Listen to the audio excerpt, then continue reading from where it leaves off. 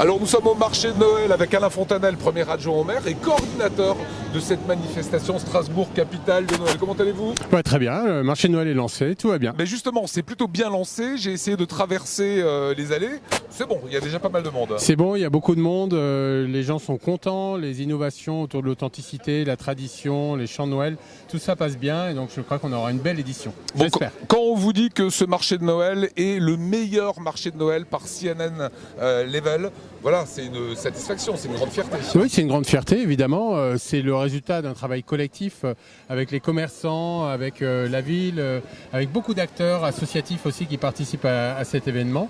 Et c'est une satisfaction collective. Alors, si on est là aujourd'hui, ici devant ce Christkindl, c'est qu'il va y avoir des votes. Ils ont été ouverts aujourd'hui, c'est jusqu'au 10 décembre et c'est lancé par Best Destinations. Il faut nous expliquer. Oui, chaque année, Best Christmas Market Destination fait un vote pour élire le plus beau marché de Noël au monde.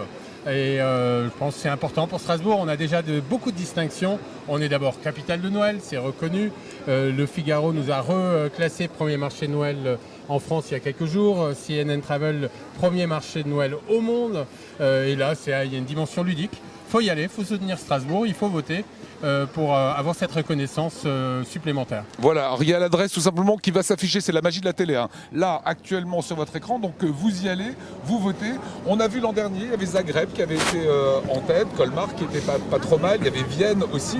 Vous n'aviez pas concouru. Donc là, c'est vraiment important. Cette année, on remet les choses à zéro et il faut qu'on soit les premiers.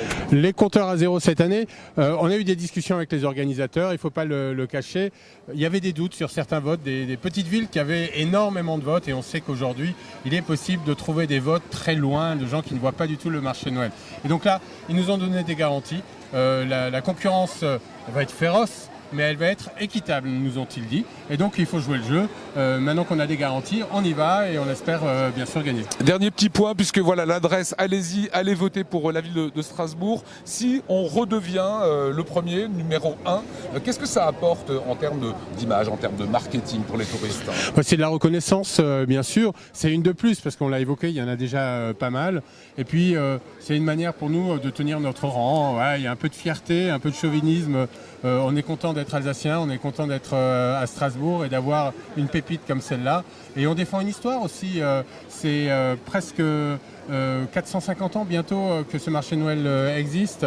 C'est l'histoire du Christkindlesmarkt. Donc c'est vraiment quelque chose, c'est nos traditions, c'est aussi notre enfance. Et donc c'est bien de jouer autour de ça. Voilà, merci Alain Fontanel. Anna, juste après la fin du JT, faut aller voter. Hein.